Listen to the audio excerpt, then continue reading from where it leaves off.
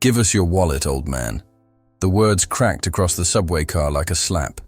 Fluorescent lights flickered, steel wheels screeched beneath, and tired commuters shifted in their seats. But no one spoke.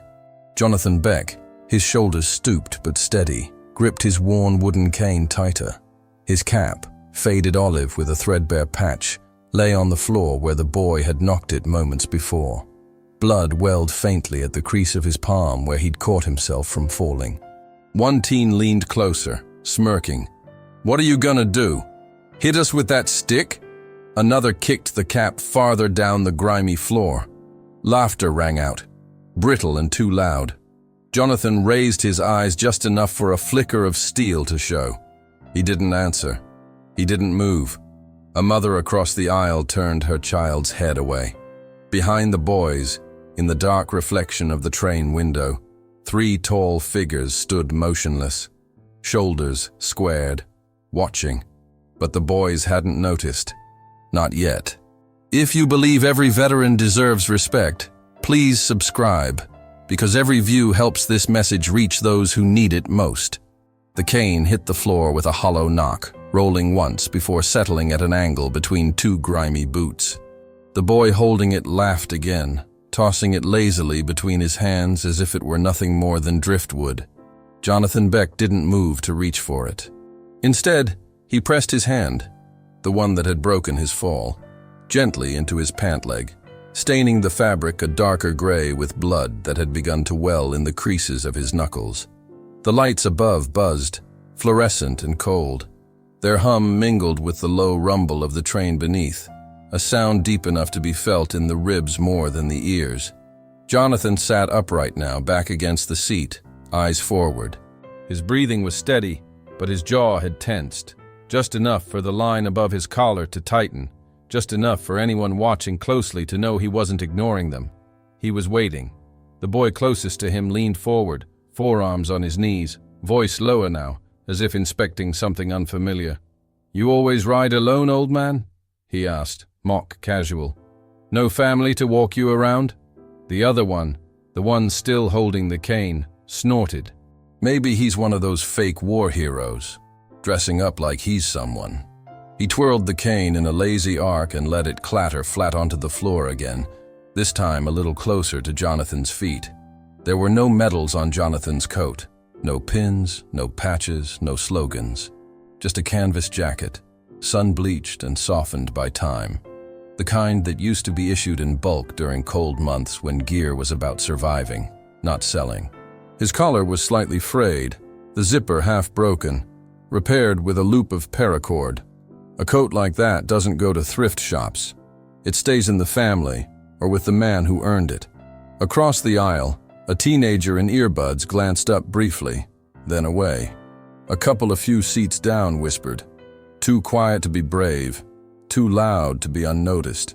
A man in business slacks kept scrolling on his phone, the reflection of his screen dancing in the window. Jonathan's fingers, stained with blood, flexed slightly. He reached into his jacket, slowly, as if every movement were counted, and pulled out a folded square of cloth. He unwrapped it, careful not to shake the edges, revealing a black and white photo creased a dozen times over. 2 young men, arms over each other's shoulders, smiling through dirt-smeared faces. One wore a bandage above his brow. The other had a toothpick in his mouth. No names written on the back, no dates. The boy closest to him scoffed. "What's that? Your glory days?" Jonathan didn't answer. His thumb ran lightly across the edge of the photo, tracing the outline where another figure had once been, now torn away. A corner missing. Just space. The train jolted as it began to slow into the next tunnel. The light changed, not gone, just darker, filtered now through thick concrete and rust-streaked walls beyond the glass. A faint scent of ozone and brake dust filled the air. Somewhere in the next car, a baby began to cry. Jonathan's knee ached sharply, but he shifted forward anyway, bending down slowly. Not for the cane, not yet, but for the cap, lying just out of reach near the boy's sneaker. The boy stepped on it, firmly, deliberately. Jonathan froze mid-reach, holding that position a second longer than necessary. Then he exhaled through his nose and straightened up again without the cap. His fingers returned the photo to the cloth, folded it with exacting care, and slid it back into his jacket. In a nearby seat, the woman with the stroller looked up at him. Their eyes met for a fraction of a moment. Then hers dropped. She didn't look again. No one moved. The boy who had taken the cane spoke again, this time quieter, a tinge of uncertainty creeping into his voice. "Man, you just gonna sit there?" Jonathan turned to face him fully. His voice came low. Not a growl, not a whisper, just plain and steady, the way some people talk when they've already seen the worst parts of the world. "This is just a Thursday." The boy blinked. A pause. "What?" Jonathan didn't explain.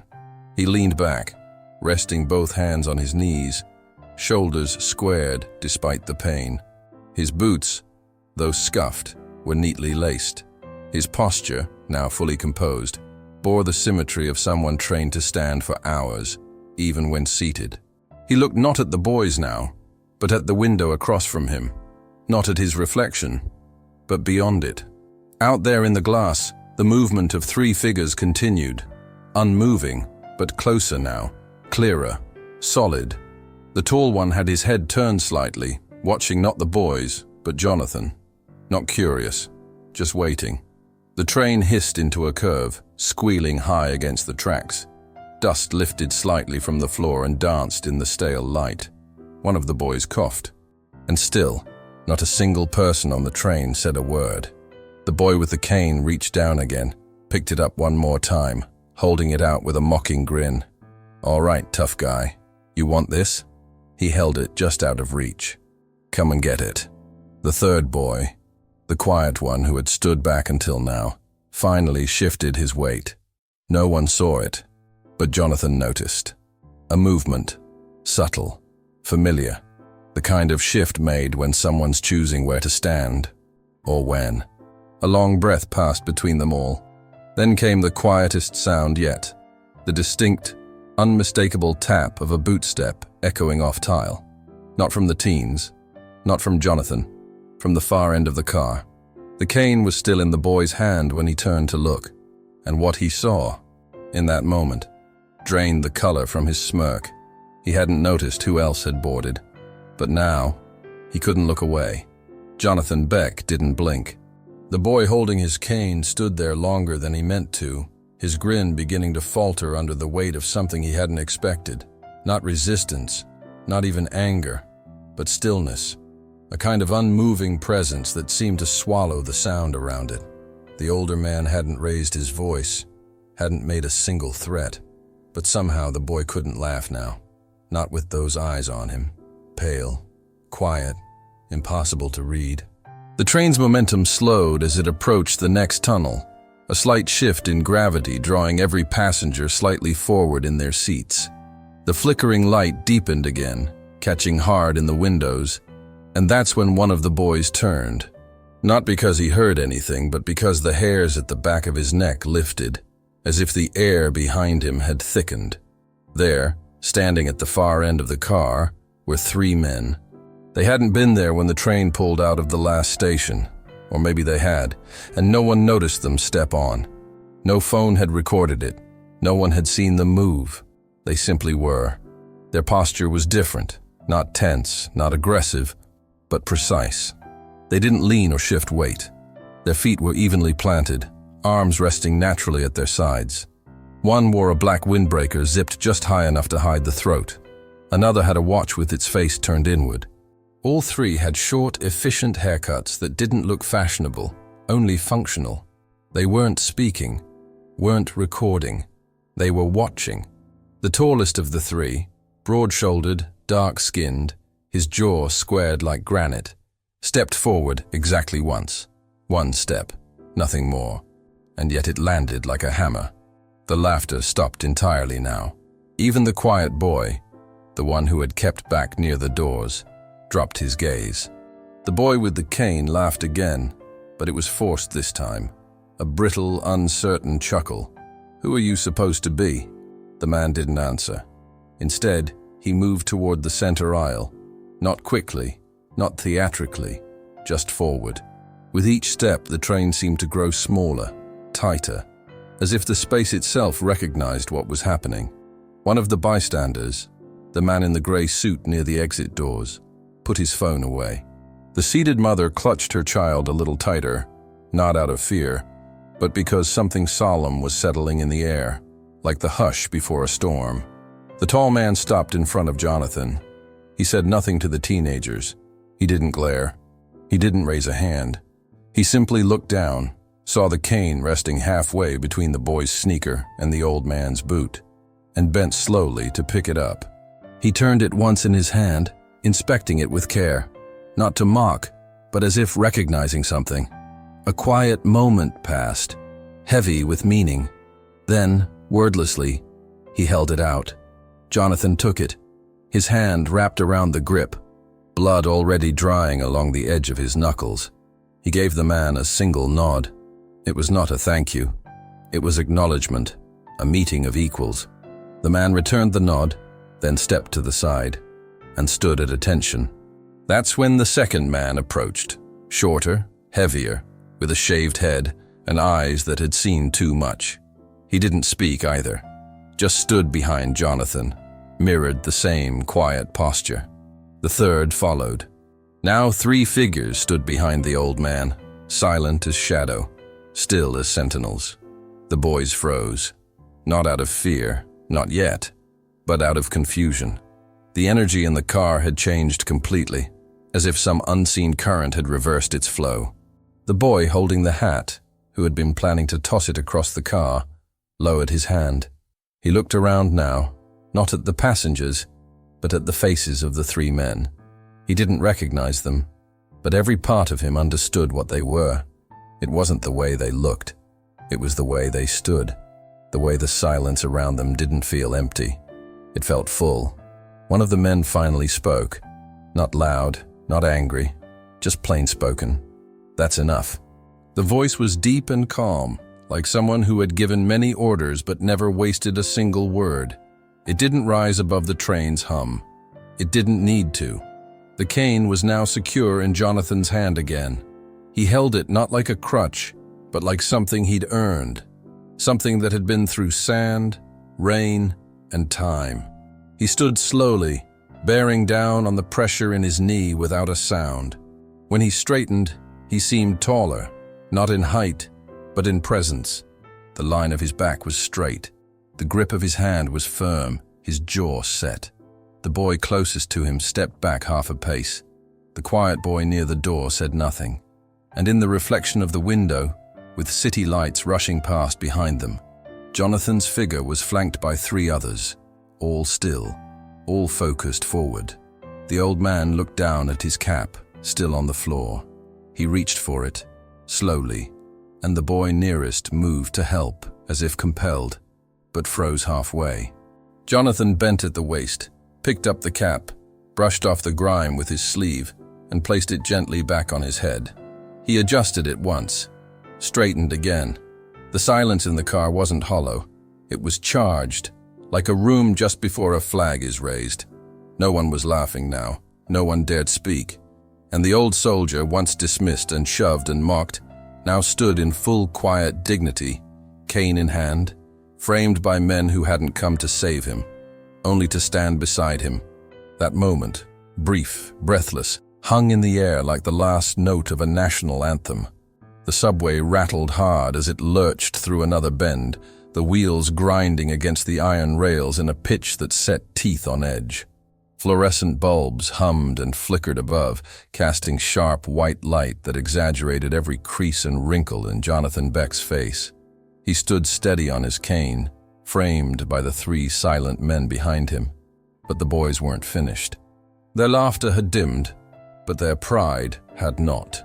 Youth rarely gives way so easily. Pride stiffened their spines even as the silence thickened around them. The tallest of the boys, the one who had snatched the cane first, tried to find his voice again. He puffed out his chest, pointed a finger at Jonathan, and spat out the words with a sneer. "You think you're special just 'cause some strangers got your back? You're nothing but an old man who can't walk without a stick." His words broke the spell for a moment, a weak attempt to reclaim the dominance that had already slipped from him. The boy closest to the floor leaned down, snatched up Jonathan's cap again, and dangled it by 2 fingers. The patch, faded and frayed, swung gently in the artificial breeze of the car's vents. "This thing," the boy mocked, "looks like trash. Bet you just bought it at a flea market. You don't look like no real soldier to me." He dropped it again, this time grinding his sneaker against the brim, twisting as though to rub out any meaning that fabric might have once held. Jonathan did not flinch. He did not lunge to save it. His hand rested firm against the cane, the pressure steady, his gaze unwavering. His silence was heavier than words, and that weight began to press into the space around them. Even so, the cruelty continued, because cruelty thrives where no one else stands up to stop it. A phone camera clicked again, red light blinking. Somewhere down the car, a man in earbuds chuckled to himself, not because the scene was funny, but because he thought it would trend.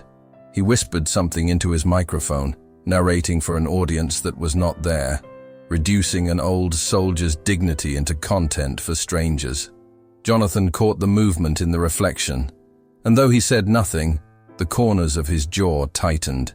The boy with the cap leaned closer now, pressing his sneaker harder into the brim. "Go on," he jeered. "Say something. Tell us who you are. Or are you too scared? Too broken?" His words came sharp and fast, like stones being thrown, but the effect was hollow. He wanted rage. He wanted an outburst. Jonathan gave him neither. Instead, the old soldier slowly bent down once more, knees creaking, breath held, until he retrieved the cap from under the boy's foot. He lifted it gently, brushed it clean again with his sleeve, and placed it back on his head. His hands trembled faintly, not from fear, but from the simple truth of age and old wounds that never fully healed. The trembling only made the act more resolute, as though every wrinkle and every scar was testifying with him. He adjusted the brim until it sat properly, then leaned once more on the cane. His dignity was intact, unshaken. The boy laughed again, but his voice cracked this time, uncertain. He stepped back a fraction, no longer as eager to stand so close. The silence of the 3 men behind Jonathan had not broken, but their presence was louder than any word. It was not rescue, it was recognition. Their posture said what no voice had to. This man is not alone. Around them, passengers felt the current changing. The woman with the stroller lifted her eyes again, watching not the boys, but Jonathan. The businessman tucked his phone into his jacket pocket, as though ashamed he had pretended not to see. Even the teen with earbuds slipped one piece out, his brow furrowed with something he had not expected to feel. Respect. It did not absolve him, but it silenced him. The boy with the cap hesitated, then tossed it one last time onto Jonathan's lap. "Fine, keep your stupid hat. Doesn't make you anything." His voice lacked the sharpness it once had. It fell flat, powerless against the gravity that had shifted in the room.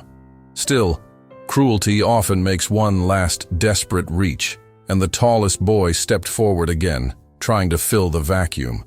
He shoved the cane lightly, enough to jar Jonathan's balance.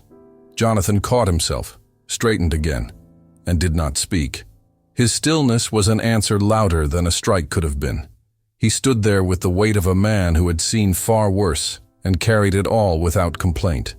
His silence was not weakness. It was judgment. Judgment on the boys, judgment on the passengers, judgment on a world too quick to forget its old soldiers and too slow to honor them. The train screeched as it pulled into the next station, brakes sparking and filling the air with the metallic tang of burnt steel. No one moved. No one got off. The doors opened. The announcement crackled overhead, but the car remained frozen, as though the moment itself had decided to hold. The boys looked around, restless now, unsure if they were still in control or if control had already slipped from their grasp entirely. Jonathan tapped his cane lightly against the floor. Once. A sound so small it should have been meaningless, but it cut through the air like a command. The three men behind him shifted only slightly, straightening their shoulders, eyes forward. It was enough. The tension coiled tighter, a silent warning woven into every detail of their stance. The boys knew then, even if they did not understand it fully, the old man was not alone, and he never had been. The doors closed with a hollow thud, sealing the car once more in its fluorescent cocoon. The air grew heavier, as if the atmosphere itself knew what was coming. The train lurched forward again, plunging back into the dark of the tunnel. Sparks flared briefly along the rail outside the window, illuminating the car with harsh bursts of light, every flicker sharpening the scene in fragments. In one flash, Jonathan Beck stood tall against the backlight.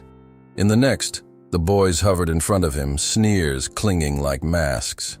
Each moment felt like a photograph being taken, one after another, a gallery of cruelty and composure. The tallest boy, unwilling to let the silence swallow him, leaned in close. His voice, stripped of its earlier bravado, came louder now, as though he could force his confidence back into existence. "I said we want your wallet. Don't play dumb. Hand it over." His hand jabbed forward, finger nearly brushing Jonathan's chest. The movement was sharp, impatient, the kind of gesture meant to intimidate. It hit nothing. The old man did not even lean back. His posture remained perfectly centered, as though planted deeper than the screeching steel beneath them. The second boy, anxious for the tension to break, joined in with renewed cruelty. He shoved the cap from Jonathan's head again, sending it skidding across the dirty floor, this time under the seats of strangers. A woman gasped softly, her hand flying to her mouth. She wanted to help, but she didn't move. Fear sat her back down before she could stand. The boy laughed, thin and sharp, desperate to hear himself louder than the silence pressing against him. Jonathan turned his eyes toward the cap. He studied it on the floor for a long breath, as though measuring more than just the distance. His face gave nothing away, but his hands tightened against the cane, the blood drying along his knuckles, forming thin, rust-colored lines. He didn't reach for it. Not yet. His refusal to scramble for what they had thrown down was its own defiance, its own statement of dignity. The third boy, the quiet one, shifted again by the doors. His sneakers squeaked faintly against the rubber floor as he adjusted his stance. His eyes did not meet Jonathan's, nor did they rest on his companion's. They flicked instead toward the window, where the faint reflection of three men stood still at the far end of the car. He swallowed once, his throat working visibly, but he said nothing. His silence was different. His silence was not cruel. The tallest boy, frustrated now, reached forward and struck Jonathan's shoulder with the flat of his palm. The sound echoed sharp in the hollow space, louder than it should have been. The old man rocked slightly under the impact, but his feet never left the ground. He straightened himself with quiet precision, adjusted the line of his jacket, and looked directly at the boy. His eyes were not angry. They were clear, cold, the kind of gaze that had seen things these boys could not imagine, and had come back with no need to explain. The silence grew unbearable. A businessman finally muttered, "Enough. Leave him be." His voice was thin, almost apologetic. The boys turned on him at once. "Shut up, old man," one barked. The businessman shrank back instantly, shaking his head, staring at the floor. His attempt had lasted 3 seconds. The humiliation now doubled, stretching like a wire pulled too tight. No one else dared follow. Jonathan bent slowly, not for the cap this time, but for the cane resting in his grip. He tapped it once against the floor. The sound rang small but sharp. His movements were deliberate, slow, every detail shaped by discipline learned long ago. He did not fight. He did not beg. He simply endured. And in that endurance, in that unbroken line of composure, the room itself began to change. Passengers who had looked away now looked back. The cruel boys who had mocked now found their own voices faltering. The atmosphere was shifting, and they felt it, though they didn't understand why. The tallest boy tried one last time to reclaim control. He snatched the photo from Jonathan's pocket with a quick flick, thinking he had found something to finally shatter the old man's composure. He unfolded it, squinting in the harsh light. Two young men smiled up at him from the grainy surface, dirt and sweat, and a long-forgotten battlefield etched in their faces. The boy scoffed loudly, holding it high for the car to see. "What is this? Your little scrap of paper? Is this what you cry over at night?" He waved it like garbage, shaking it dangerously close to tearing. Something in the car broke at that. Not Jonathan, not his silence, not his composure. The breaking came from the space around him. Gasps rose, sharp whispers cut through the stagnant air. The woman with the stroller stood now, voice trembling but clear. "Stop it. Give that back, right now." She spoke as if protecting her own father, her own memory. Her words cracked the shell of silence, and for the first time, others began to murmur their agreement. The boy hesitated, photo still in his hand. His sneer wavered as the weight of the room shifted against him. For the first time, the current wasn't with him. His friends glanced uneasily toward the three men still standing silent at the far end. They had not moved. They did not need to. Their presence was louder than any command. Jonathan extended his hand. Not fast, not demanding. Just steady, palm open, waiting. The boy looked at him, then at the others, then back at the photo. The confidence drained from his face. He didn't hand it back. Not yet. His pride still clung. But in that pause, in that hesitation, the truth became visible to everyone watching. They had gone too far. The train roared into another tunnel.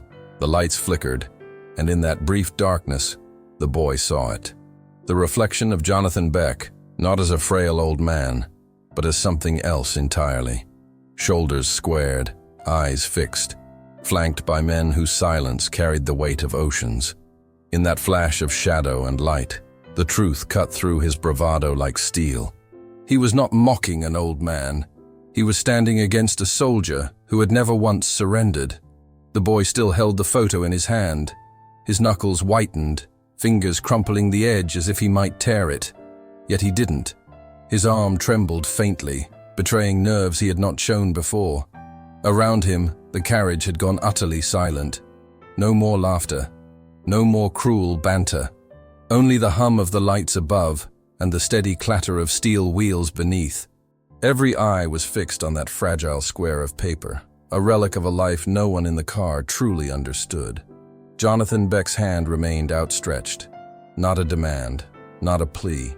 Simply an open palm, steady as stone. He did not blink. He did not speak. His silence was heavier than a shout, heavier than any threat could have been.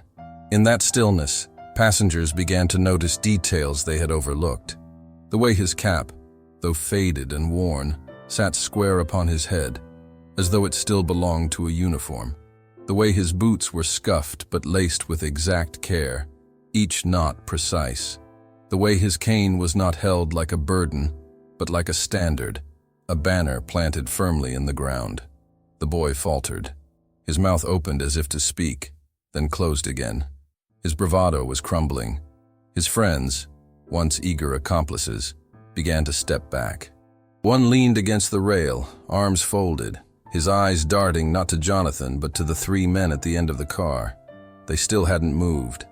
Their presence was as commanding as a wall of stone, unspoken authority radiating without a word. Jonathan lowered his hand slowly, letting it fall back to the cane. He adjusted his jacket with the same deliberate precision he had used 1,000 times before in places no one else in the car would ever see. His thumb brushed the zipper pull, an old length of cord tied in place where the metal had long broken. He had repaired it himself, stitch by stitch. Like so many things in his life, it had been broken, and he had made it work again.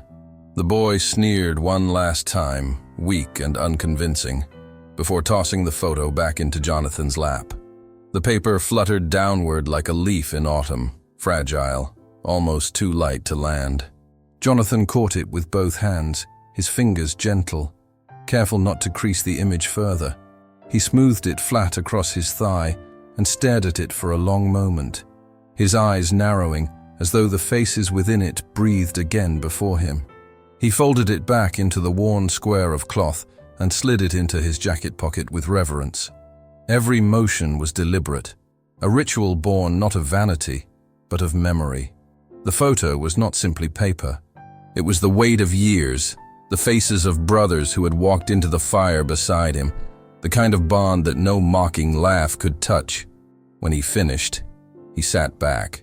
His cane tapped once against the floor, not loudly, but enough to cut through the silence. The sound echoed in the still air, like the report of a rifle far away. The passengers straightened unconsciously, as though standing in formation, as though their bodies recognized the signal even if their minds did not. The boy shifted again, restless. His sneakers squeaked against the rubber floor, and his bravado finally broke. He muttered something under his breath and glanced at the doors, as if calculating how many stops remained before escape. His friends avoided his eyes. They too had felt the change. This was no longer a game, no longer a performance for themselves. They were in the presence of something older, heavier, and far beyond their shallow understanding. Jonathan adjusted his cap once more, his hands steady now, the tremor gone. His breath was measured, controlled, the way a soldier learns to breathe through the storm. His jaw set firm, his eyes forward. He looked not at the boys, not at the passengers, but into the glass beyond them. There, in the reflection, stood the three men. Their posture mirrored his own, shoulders square, heads lifted, silent, still. The moment stretched long. Seconds turned heavy, each one layering the atmosphere with gravity that no one could name but everyone could feel. The boys had no more words, the passengers could only watch. And in the center of it all stood Jonathan Beck, not victorious, not triumphant, but unbroken. His dignity held fast, an anchor in the storm of insult and humiliation. The train rattled on into the darkness of the tunnel, sparks flashing outside, the hum of the lights droning above. The city continued around them, unaware, but within that single subway car, something had shifted, something had been seen, and for the first time, the boys realized they were not the ones in control. The train roared deeper into the tunnel, the walls rushing past in a blur of black and sparks. The lights inside flickered again, throwing the carriage into brief snapshots of motion. Each flash painted a different portrait. Jonathan Beck, shoulders square, steady as a stone. The boys, restless and unsure, their arrogance thinning. The passengers, silent witnesses caught between fear and awe. And always, at the far end of the car, three figures stood, still, watching. The tallest of the men shifted at last. It was not much, just a single step forward, yet the sound of his boot against the rubber floor seemed to ripple through the car like a drumbeat. Heads turned instinctively. Passengers who had tried to avoid looking now found themselves staring. Even the boys felt it, though they fought not to show it. The tallest boy's grip on his backpack strap tightened, his jaw clenching. For the first time, he was not certain who he was up against. The tall man's posture carried no theatrics. He didn't puff his chest or glare. He simply moved forward, his steps measured, his body aligned with the same discipline Jonathan carried in his bones. His presence was not loud, but it was absolute. He reached the center of the car and stopped directly beside Jonathan, his shadow cast long by the overhead lights. The boys froze. Their words caught in their throats. They wanted to mock him, but their voices faltered before they could form. The silence pressed heavier now, as though the car itself had shrunk to hold only this moment. The tall man bent at the waist, not rushed, not hesitant, and picked up the cane where it had fallen against the seat rail. His fingers closed around the wood with the ease of someone handling a weapon, careful, respectful, precise. He rose, turned the cane once in his hand, and then held it out. No speech, no explanation, only the gesture. Jonathan's hand closed around it. Their eyes met for the first time. It was not a stranger meeting a stranger. It was recognition, wordless, but absolute. The nod Jonathan gave was small, but it carried weight. The nod returned was the same, steady, deliberate. A brotherhood that needed no introduction had been acknowledged in a single exchange. The man stepped back, but not far. He stood just behind Jonathan's right shoulder, feet planted, arms relaxed, gaze forward. The space he filled was commanding without a word. The second man moved next. He was heavier in build, his head shaved close, his face marked with lines not of age but of strain, the kind carved by years of carrying weight no one else could see. He stepped forward, mirroring the first, and took his place behind Jonathan's left shoulder. His presence balanced the scene, the symmetry unmistakable. The third followed. Leaner, younger perhaps, his movements quieter but no less assured. He stopped just a half step behind the others, forming a line. 3 men, not blocking, not threatening, simply standing. The boys shrank back, the weight of the silence unbearable now. Their earlier bravado dissolved under the gaze of men who had seen too much to waste words. One of them muttered something incoherent, a fragment of a laugh, but it died quickly. Even they knew the performance was over. The passengers sensed the shift immediately. Shoulders relaxed, eyes lifted. What had been fear of confrontation was now something else entirely. Not relief, not celebration. Something deeper. Recognition. Respect. The tall man finally spoke. His voice was low, calm, and carried the authority of someone who had never needed to raise it. That's enough. The words cut through the car cleanly, neither angry nor loud, but final. They left no space for argument, no air for defiance. The boys stiffened, eyes darting between one another. They didn't answer. They couldn't. Jonathan adjusted his cane, straightened his jacket, and stood tall. He did not thank the men. He didn't need to. They hadn't come to rescue him. They hadn't come to save him. They had come to stand beside him. The train thundered on through the tunnel, but within that single car, the world seemed to still. Jonathan Beck was no longer just an old man with a cane. He was once again what he had always been, a soldier, unbroken, standing in quiet brotherhood. The boys saw it too, and though they would never admit it, fear had taken root where arrogance once lived. The train rumbled steadily through the tunnel, its wheels shrieking faintly as it pressed into another curve. Overhead, the lights buzzed, casting an uneven glow that seemed to stretch shadows long and thin across the car. The smell of iron and dust hung heavy in the stale air. Every passenger sat frozen, their gazes pulled toward the center aisle where Jonathan Beck now stood. His shoulders were squared, his hand tight on the cane that had been restored to him, his cap adjusted neatly upon his head. Behind him, the 3 men stood in quiet alignment, their bodies upright, their expressions unreadable. The scene had shifted entirely. It was no longer a moment of mockery. It was something else, something solemn. The tallest boy, who had been the loudest only minutes ago, looked around the carriage with a face that no longer carried the same arrogance. His bravado had drained away, leaving only the thin veil of pride that cracked under pressure. His chest rose and fell too quickly, breath betraying the nerves clawing inside him. He wanted to speak, to hurl another insult, but the words stuck in his throat. The silence was too heavy, pressing against him like a weight he could not shrug off. The second boy shifted on his feet, trying to find steadiness, but the floor itself seemed unstable beneath him. He tugged at the strap of his backpack, his hands twitching with restless energy. His eyes fell on the 3 men behind Jonathan, and for the first time he noticed the details, the short, clean haircuts, the stance that came not from fashion but from discipline, the precision of their posture. It was unmistakable to anyone who had lived long enough to see it. These were not random men. These were men of uniform, men of action, men who carried themselves as if still standing in formation. The third boy, the quiet one who had lingered near the doors, leaned back slightly, pressing his shoulders against the glass. His gaze dropped to the floor, then rose to Jonathan. For the first time that night, his expression was stripped of performance. There was no smirk, no mask of bravado. His eyes lingered on the old man with something that looked like hesitation or even recognition. He said nothing. His silence was no longer complicit. It was contemplative. The tall man who had stepped forward first remained still at Jonathan's shoulder. His voice had already ended the argument with 2 simple words. Now he spoke no further. He didn't need to. His presence was enough.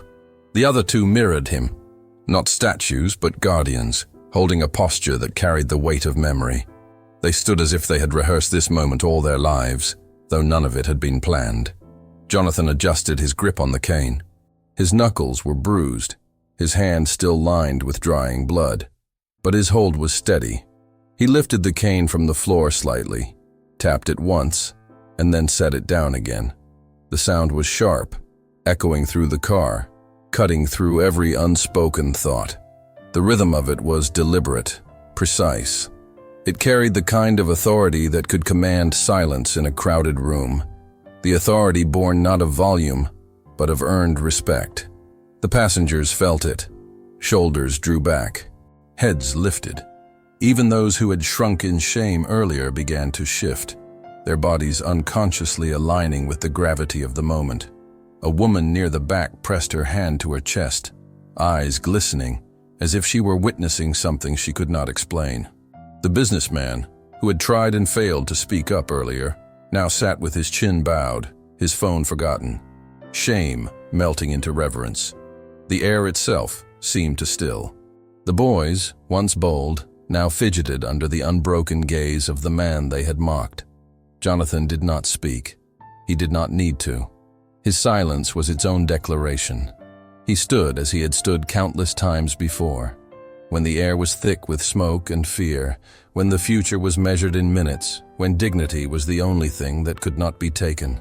His stillness was not passive. It was defiance. The 3 men behind him shifted in unison, not stepping forward, not making any sound, but drawing themselves taller, shoulders back, chests lifted. The unity of the gesture was unmistakable. It was a formation, a stand. Together, they framed Jonathan like pillars of stone. No one had to say it. The entire carriage understood. No one laughed now. No one whispered. The only sound was the steel-on-steel song of the train and the steady rhythm of breath. Time stretched long and heavy, each second weighted with the gravity of recognition. The moment had become something far greater than an old man facing ridicule. It had become a reckoning, not just for the boys, but for everyone in the carriage who had once chosen silence. In the reflection of the window, 4 figures stood. 1 older, bent by years but not broken. 3 younger, cut from the same cloth, carrying themselves as men who had seen too much to ever look away. The image glowed in the dim glass, framed by the rush of dark tunnels beyond. It looked less like a reflection and more like a memory rising into the present. The boys could not hold their gaze any longer. Their smirks collapsed, their eyes dropped, their bodies shifted as though gravity itself had turned against them. For the first time they looked small. For the first time they understood that they were in the presence of something beyond their reach. The train surged forward. The lights flickered once more, and in that silence, the stand was complete. The train rolled on, the steady clatter of its wheels filling the silence that no human dared break. The fluorescent lights hummed overhead, buzzing faintly as they flickered against the rhythm of passing tunnels. Dust drifted in the air, visible only when the light caught it just right, shimmering like motes of ash frozen in time. Every passenger sat still, their eyes fixed on the scene unfolding at the heart of the carriage, as though afraid to breathe too loudly and disturb the fragile gravity that hung there. Jonathan Beck stood tall despite the weight in his knees. The cane in his hand no longer seemed like a crutch. It was a staff, an anchor that held him steady, the line of his back straight as if time itself could not bend him. His cap, faded and worn, rested firmly on his head once more. His silence spoke louder than anything the boys could say. It carried a history deeper than their insults could ever reach. The tallest of the 3 men behind him shifted slightly. He stepped half a pace closer, his shoulder nearly brushing Jonathan's. He tilted his head just enough for his words to reach him, though his voice was little more than a low rumble. Hill 400? The question was not for anyone else. It was for Jonathan alone. A password, unspoken, but understood only by those who had been there. Jonathan's head turned slowly. His eyes met the man's, and for a long moment, he said nothing. His lips parted only after the silence had stretched into its own kind of ceremony. His voice came rough, low and steady. 100 days of rain, mud to the knees, lost half the squad. His tone carried no dramatics, no need for sympathy. It was simply memory, carved into him as surely as the lines etched on his face. The man nodded once, just once, nothing more. It was enough. The connection was made, and no further words were needed. The silence that followed was heavier than the question or the answer. It was the kind of silence born when two men recognized each other as brothers, even if they had never stood in the same place at the same time. The second man adjusted his stance, his chin lifting slightly, his eyes fixed forward. The youngest tilted his head too, his gaze softening, as if the truth of that exchange had confirmed what he already suspected. Together, they framed Jonathan with presence alone. None of them smiled. None of them spoke. Yet the energy between them was undeniable. It was not camaraderie forged in laughter, but the bond of men who had walked through storms others could not imagine, and come out marked, but unbroken. The boys shifted uneasily now, their sneakers squeaking faintly against the rubber floor. The tallest one opened his mouth as if to speak, but the words never came. He closed it again, his throat dry. His bravado shrunk to nothing. His gaze dropped to the floor, unable to hold against the sight of Jonathan standing flanked by men who moved like shadows and spoke only when needed. Passengers began to feel it too. The businessman who had shrunk earlier now looked directly at Jonathan, his face pale but steady. The woman with the stroller blinked back tears, brushing them away before anyone could notice. A teenager who had been hiding behind earbuds slid them from his ears entirely, letting the silence wash over him without interruption. One by one, each person seemed to realize they were part of something significant, something that would live in memory long after the train reached its stop. Jonathan lowered his eyes briefly, not in defeat, but in acknowledgement. He glanced at the floor where his photo had been thrown, then back to the men who stood with him. Their stillness steadied him, just as his had steadied them. Their eyes met only briefly in the reflection of the window, but it was enough. It did not need words. It did not need names. Brotherhood, once recognized, does not require explanation.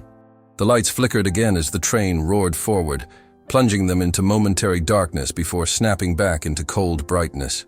In that brief shadow, the four figures, one old soldier, three silent men, looked like statues carved into the glass. The reflection burned into the eyes of everyone watching, a vision that felt less like chance and more like providence. The boys shrank further, their earlier bravado extinguished completely. The laughter was gone. The jeering was gone. What remained in them now was the hollow echo of shame, heavy and undeniable. None of them spoke. None of them could. The moment had crushed their performance and replaced it with a silence they had no power to fill. And in the center of it all, Jonathan Beck stood as he always had, patient, steady, unbroken, surrounded not by saviors, but by brothers who needed no words to tell the world who he was. The subway car swayed gently as it rattled deeper into the dark, the tunnel walls flashing by in streaks of grime and steel. The air was close now, thick with the weight of silence. Every face in the carriage was turned toward the four men at its center. An old soldier stood, cane in hand, framed by three quiet sentinels whose stillness spoke louder than any command. The boys who had mocked him shrank in their seats, their bravado stripped away by a force they could not name. No one laughed anymore. No one whispered. Only the hum of the lights and the rumble of the train filled the void. The tall man at Jonathan's shoulder shifted, his jaw tightening as though he had been holding back words until now. His voice broke into the silence, low and steady. carrying not just authority, but memory. "When I was 14, he began, I mouthed off to an old man with a limp. His eyes did not leave Jonathan's. His words rolled slow, deliberate, as if carved into him by time. Told him to get out of my way. I thought he was just another broken-down stranger. I didn't know the truth until later. That man had been a corpsman in Fallujah. He carried 6 wounded men out of the fire in one night, through dust and blood, without sleep. One of those men was my father." The passengers stirred, a soft ripple of breath moving through them. The boys stiffened, their eyes wide, their skin paling as if the weight of those words had struck them across the chest. The image they had crafted, of an old man to be ridiculed, shattered instantly, replaced by the quiet enormity of sacrifice they had mocked without understanding. The second man spoke now, his voice rougher, gravel pressed into each syllable. "I remember Hill 400, he said, his gaze fixed on Jonathan with unblinking reverence. "My uncle fought there, told me about the rain, told me about the mud that swallowed boots whole, told me about the men who never made it back, and he told me one name. Said if I ever met Jonathan Beck, I was to shake his hand and thank him for what he had done." His throat worked once, his jaw set tight, as if holding back more than he wished to reveal. "I never thought the day would come, and here you are, standing in front of me." The third man, the youngest, had remained quiet until now. His eyes glistened faintly as he finally spoke. "My first deployment," he said softly. "I carried a photo in my pocket. My dad gave it to me. It was of his unit. Said one of the men in that photo saved his life when everything was falling apart. I didn't know the name until tonight. Didn't know the face. But now I do." His voice cracked slightly, the rawness of truth spilling through. The boys sat frozen. The one who had stepped on Jonathan's cap looked at the floor, his jaw trembling, no words left to defend himself. The tallest, once so loud, now stared hollow-eyed at the old man, shame dripping through his silence. The quiet one near the door swallowed hard, his gaze fixed not on the ground but on Jonathan, as if trying to absorb the weight of the truth that had just been laid bare. Jonathan Beck said nothing. His silence was not emptiness, it was confirmation. The steady breath he drew in and released was enough. The slight nod he gave was enough. He did not need to prove himself. He did not need to recount his deeds. His presence alone, sharpened by the memories of those who had spoken, was proof beyond anything he could have said. The photo in his pocket felt heavier now, though it was only paper. He touched the outline of it through his jacket, his fingers pressing lightly against the memory it held. For him, the past was not for boasting.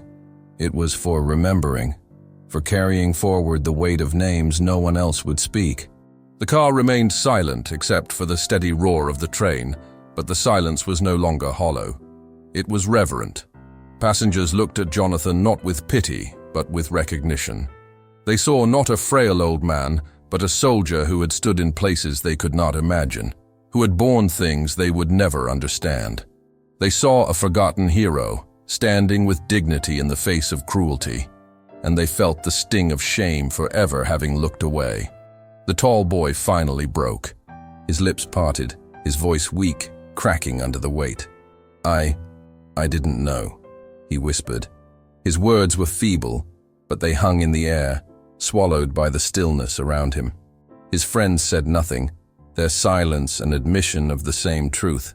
They had not known, and now they could not forget. Jonathan's gaze swept over them slowly, not angry, not triumphant, simply steady. His eyes, pale with age yet burning with memory, carried a message they could not escape. Ignorance is no excuse. Disrespect is no shield, and dignity endures no matter how many times it is trampled. The train barreled forward, and in that moment, the boys understood that they had stood not against a frail old man, but before a legacy that stretched beyond themselves, beyond even the men beside him. They had mocked a brotherhood that was written in blood and fire, and now they could not undo what they had seen. Jonathan Beck remained silent, and in that silence, The truth spoke louder than any words ever could. The train began to slow as it approached the next station, the brakes screeching with a high metallic cry that filled the carriage. Sparks flared against the tunnel walls, and the hum of the fluorescent lights deepened into a low drone. The momentum pressed every passenger slightly forward, but no one moved from their seats. All eyes were still locked on the old soldier who stood in the center aisle, flanked by 3 men whose posture told the truth that no one else had dared to speak. The silence had not broken since the revelations were spoken. It was the kind of silence that did not suffocate, but sanctified. When the doors slid open, the stale night air rushed in, carrying with it the faint scent of rain and oil from the platform. A small crowd waited outside to board, but they hesitated as they looked into the carriage. They saw not a group of passengers, but a scene etched with gravity. None stepped inside. The doors remained open, the platform attendants glancing uneasily, unsure why no one moved. Then, from the far end of the platform, 2 uniformed transit officers approached. Their radios crackled faintly, their boots striking against the tiles with brisk authority. Someone in the car must have called them earlier when the boys first began their harassment, a reflex of bystanders, unsure how else to respond. The officers stepped inside the carriage, scanning the space quickly. Their eyes fell on the boys first, then on Jonathan, then on the 3 silent men. "Is there a problem here?" one of them asked, his tone clipped and official. He looked directly at the boys, who shrank back against their seats. Their faces betrayed them, every trace of arrogance stripped bare, leaving only pale skin and twitching fingers. The tallest opened his mouth as if to protest, but his voice cracked and failed him. The younger one looked down at his shoes, refusing to lift his gaze. The quiet one near the doors pressed his back into the glass, his lips sealed. The tall man behind Jonathan shook his head once, slow and firm. His voice came low, not raised, but weighted enough to settle the room. "It's handled." The officers glanced at him, recognition flashing faintly in their eyes. They did not question him further. They could see the truth in the stance of the men, in the presence that carried more weight than any badge could. One officer stepped toward the boys, preparing to remove them. But Jonathan lifted his cane slightly and tapped it once against the floor. The sound was small, yet it drew every eye back to him. He looked at the officers, then at the boys, then back again. His voice came rough but steady, worn with age but edged with command. "Don't charge them," he said. "Let them ride. Let them remember." The words carried no anger, no vindictiveness. They carried only finality, a judgment that had already been rendered, and a mercy that was not weakness but strength. The officers hesitated, then nodded, stepping back toward the doors. A murmur moved through the passengers. Not outrage, not protest. Something softer, heavier. Respect. The businessman who had once shrunk into his seat now lifted his chin. The woman with the stroller whispered a quiet thank you under her breath, though it was not meant to be heard. The teenager with earbuds looked down, ashamed, then back up again, as though promising silently never to look away again. At the far end of the platform, a city transit official in a dark jacket had been watching. He stepped closer, his expression solemn. He entered the car and looked directly at Jonathan. His voice was quiet, almost reverent. "From this day forward," he said, "veterans ride free. Priority seating, immediate recognition. If anyone questions it, they answer to me." He glanced at the officers, who nodded in confirmation. It was not just a gesture, it was a change, a mark left on the system itself. Jonathan gave no reply. He adjusted his cap once more, his fingers steady against the worn fabric, and stood firm. He did not ask for honor. He had never asked. But honor had arrived anyway, not in fanfare or ceremony, but in quiet permanence. The boys shifted uncomfortably, their shame heavier now than any punishment could have been. They would not forget this night, neither would the passengers. The air in the carriage had changed, as though a current of dignity had swept through and left its mark. The train's walls, the seats, even the flickering lights, seemed to hold the memory of what had transpired. As the doors closed again and the train surged forward into the darkness, no one dared disturb the silence. It was not emptiness. It was reverence. 1 week later, the subway rattled through the same line at the same hour, its steel wheels groaning against the rails, its fluorescent lights buzzing overhead with their usual harsh hum. The carriage was filled with commuters as always, shoulders pressed close, eyes weary from the day. But for those who had been there a week before, nothing about the scene would ever look quite the same again. The air carried memory, unseen yet undeniable, like smoke that lingers long after a fire has been put out. Near the back of the carriage, Jonathan Beck sat in his usual place. His cap rested firmly on his head, the brim straight, the thread still frayed but cleaner now. His cane leaned against his knee, one hand resting lightly on its curve. He gazed through the glass of the window, his reflection staring back at him, older but unbroken. The rhythm of the train rocked him gently, yet his posture remained upright, shoulders squared, as though time could press against him but never collapse him. At the next stop, the doors hissed open and a familiar figure stepped in. It was the quiet boy from before, the one who had lingered near the doors while his friends mocked. His face was pale, his expression hesitant, his hands clutching a small box. He walked slowly through the carriage, eyes down, until he reached Jonathan's seat. He stopped there, his breath uneven, and finally looked up. "I cleaned this," he said, his voice unsteady, almost breaking. He lifted the box with both hands, offering it forward. "Thought it might be worth something to you." Jonathan opened the box slowly. Inside lay his cap, brushed clean of grime, the fabric straightened, and tucked neatly against it was a folded slip of paper. His old cap had been cared for, not replaced. The boy had understood. Jonathan unfolded the paper carefully, his eyes scanning the handwriting, shaky but earnest. The note read, "I didn't understand before, but now I watch my words. Thank you, sir." For a long moment, Jonathan said nothing. He folded the note again with precise care and placed it inside his jacket.